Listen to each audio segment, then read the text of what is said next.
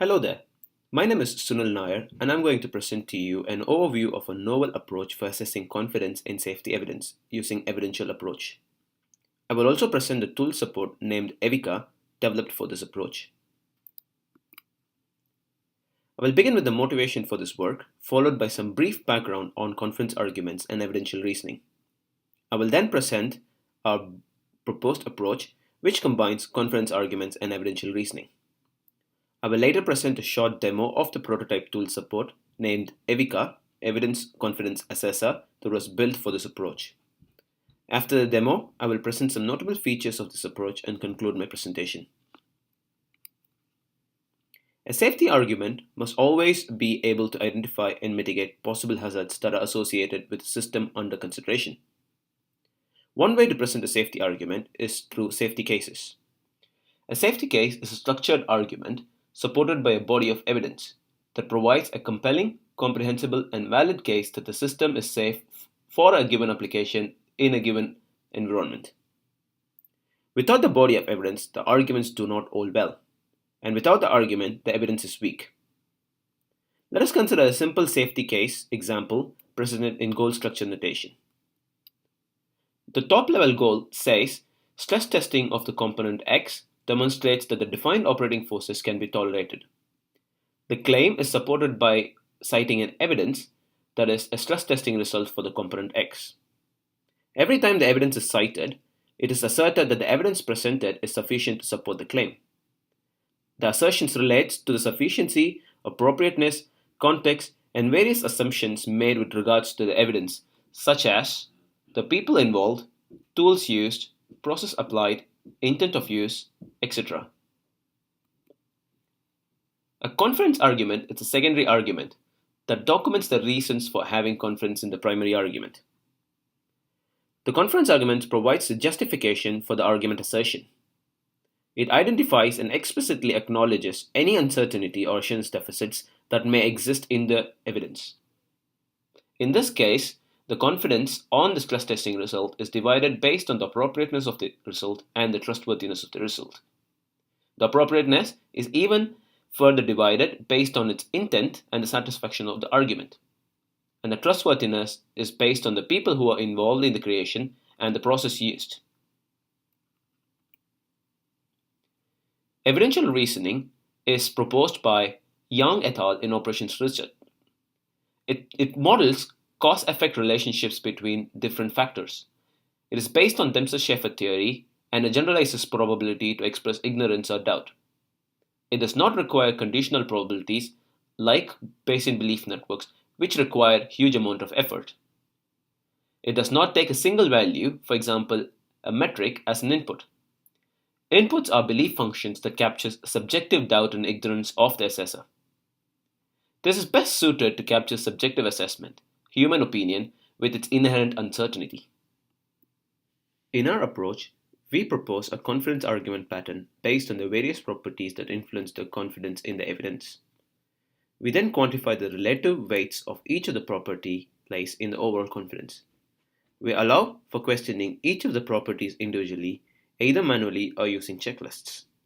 With the help of ER, we collect the lower level belief functions that indicate subjective assessments for the lower level elements. ER approach incorporates uncertainties to be part of the answer. That is, if there is a certain amount of uncertainty or ignorance about a particular question relating to a property, it can still be included in the form of a belief function. The ER algorithm then combines the belief functions to each property and operates from bottom up, combining each low-level belief functions for each questions and propagating the belief function up to the top to yield a general belief function.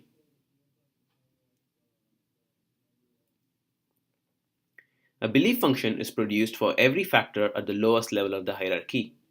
An example of the belief function is shown here. It talks about the quality of the review of the stress testing results, ranging from awful to excellent. The expert divides his belief mass to different equality levels. The sum of the belief values cannot exceed 1, but does not have to sum up to 1 either. If the belief value sums up to 1, this indicates that the expert is 100% confident.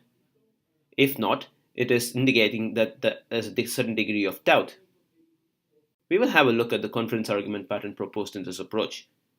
We start with the overall confidence at the top, which says there's confidence in the asserted solution. The confidence may range from very low, low, moderate, high, or very high. Confidence is the belief that the evidence is trusted for its integrity and it is appropriate for its intended purpose. Confidence can be further classified into trustworthiness and appropriateness.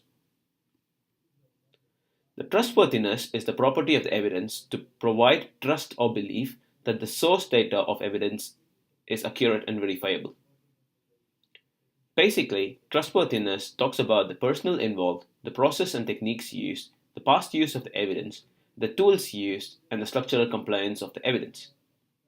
The person can be further classified based on the past knowledge on the evidence, their competency in creating the evidence, the independence from each other in the team, the domain experience that they have.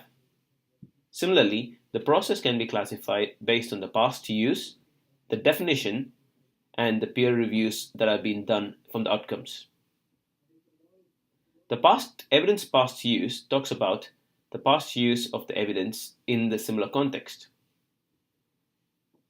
There might be many tools used to create the evidence, and the tool integrity needs to be sufficient.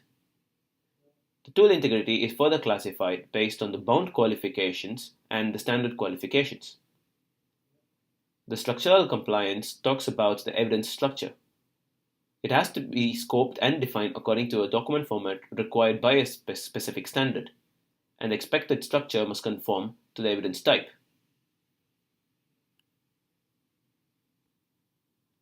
The appropriateness of the evidence is the property of the evidence to perform its intended purposes provided it is relevant and reliable. Appropriateness can be split into the intent, which satisfies if the intent of the asserted role, and the argument role is capable of providing the asserted role in the argument. The end result is a well-constructed confidence argument structure that graphically details the various assurance deficit sources with quantified confidence value based on the lower level subjective assessment at each level claim. The approach also presents the individual belief functions for each node and questions. We will now have a look at EviCA, Evidence Confidence Assessor tool, which was built for this approach. EviCA is written in Java programming language. The tool is implemented as a plugin to the Eclipse platform so that the technology can be readily used in practice and easily maintained. It uses some utilities of the underlying Eclipse framework, namely Graphical Editing Framework, or GEF. The GSN editor, which is built on top of GEF, allows users to add and manipulate various GSN elements to build a safety case. The ER algorithm is also implemented in Java as part of EviCA. The GSN editor and the ER are implemented as separate components and connected together in the tool. This allows us to handle future changes with ease in both the GSN editor, for example adding new GSN elements, and in the ER tool, example changes in the algorithm. We use Microsoft Excel as one of the means to import questions into the evidence assessor. We also use GraphViz, an openly available graph visualization software, to visualize the individual belief functions that the users provide. We will now have a look at the tool demo for EviCA. As mentioned before, EviCA is built on Eclipse platform. The left-hand side of the tool displays the Project Explorer. To create a new project, right-click and click New Project. Name the project, in this case, Test Sample, and click Finish.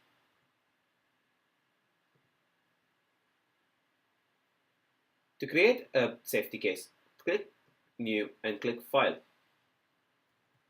Name the file with the .gsn extension and click Finish. This opens the GSN editor. The left-hand side shows the projects and the right-hand side shows the different GSN elements that can be used. To create a new GSN diagram, click and drag a GSN element from the palette. The bottom of the page shows the properties of the element.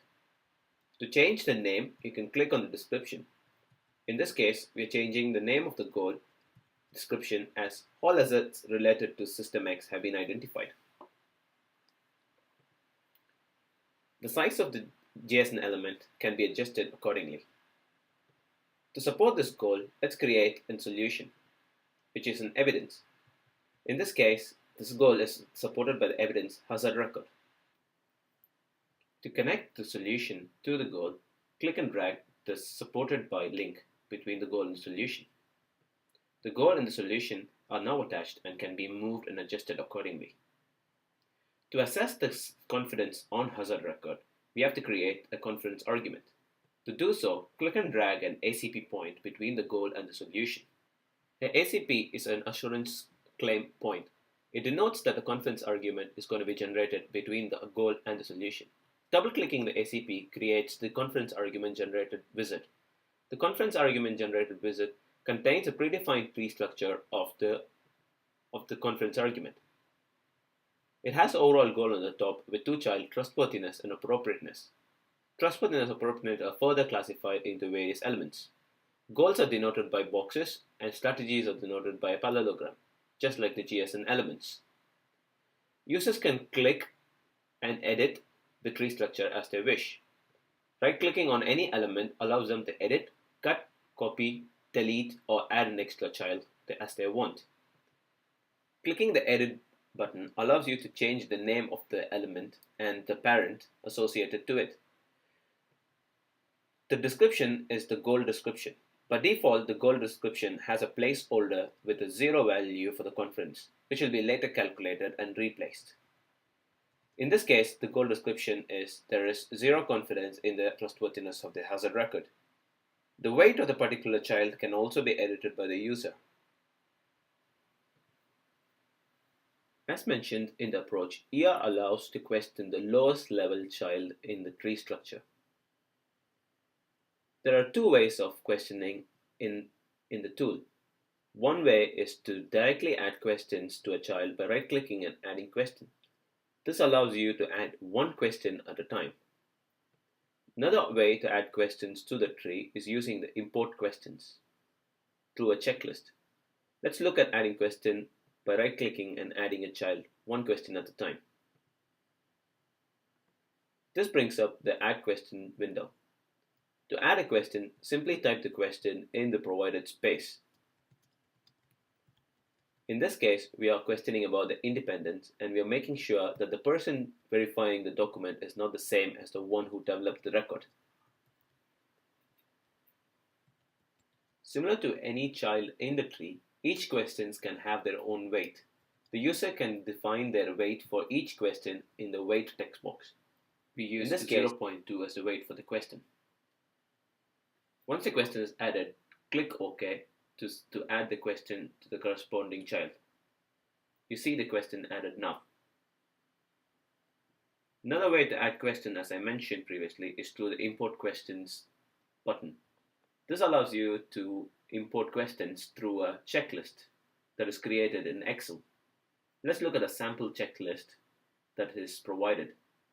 The questions are shown on the left-hand side, and each of the different nodes are mentioned at the top. To mark a question appropriate to a single node, simply put an X in the appropriate column. For example, let's take this one. Once this is done, save the Excel sheet and go back to the confidence argument generator. Just click import and import the appropriate Excel sheet, and you'll see all the questions in the appropriate categories. To answer a question, simply double-click a question, and that opens the answer window. In this, you can edit the question as you like and change the weight for each question. There are two types of answer that needs to be given. One is the quality rating, another is a confidence value. Quality rating is a Likert scale ranging from 0 to 4. The user can also import a different set of grades by using the Import Grade button. There is a different set of grades here. Let's take this one and click OK. The grades are automatically changed. The second value that the user needs to give is a confidence value ranging from 0 to 100%. It is provided by a slider function and the user can provide the confidence value.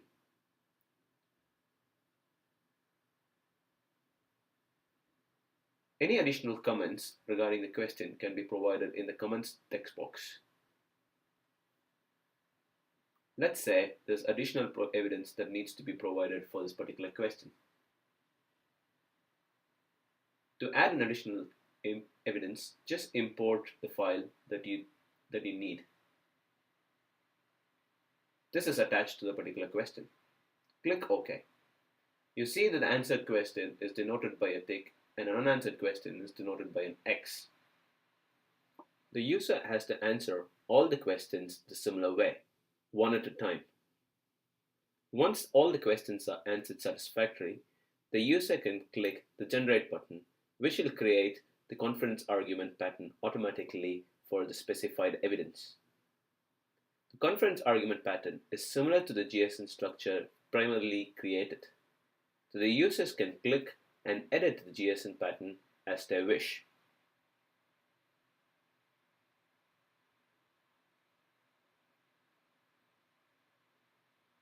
The users can use the properties window below to change the description or the palette window to add additional GSN elements. Different color codes are used to show the confidence value at the different goal nodes, ranging from very low in red and very high in green. The solution for each of the goal nodes is the answer provided by the user. This is created as a PDF and summed up and added as a solution to the corresponding goal. The user can also open the PDF file to look at what the comments were and how much confidence value for each question was answered. Any additional evidence provided in the answer is also provided as a solution at the goal node. Apart from quantifying the confidence and color codes, EviCA also provides the single belief function for each node. In this case, we see the overall confidence node's belief function. As you see, each of the values are shown in green with uncertainty in red. The uncertainty are the ones which do not add up to 1. Using EviCA allows you to assess the low-level belief functions and to propagate the value automatically to the top. Some of the notable features of this approach are shown here. First, the approach presents a clear traceability between the various reasons for assessments down to specific factors. Secondly, any doubt or ignorance are made explicit through this approach. It also quantifies both confidence and uncertainty. The approach also allows for complete ignorance. Finally, compared to other approaches such as Bayesian belief networks, our approach requires less effort. It allows to model the evidence quality of choice and collect only the lowest level belief functions. We presented a novel approach for assessing evidence using confidence arguments in evidential reasoning. Evidential reasoning presents a plausible basis for reasoning about safety evidence. It accommodates uncertainties in the assessment and intrinsic human factor. The ER algorithm is openly available, making it easy to adopt. The approach produces confidence arguments automatically that presents the confidence both visually and quantitatively. Are you an expert who's involved directly in safety case assessment and evidence assessment? Then please spend 5 minutes of your time answering a simple 7-question survey regarding the usefulness of this approach. Your response is valuable to evaluate the usefulness of this approach. You can find the link of the survey down below in the description. If you have any questions and would you like to try EviCA, please get in touch with me at sunil@simula.no. Thank you for your time and attention. We appreciate it.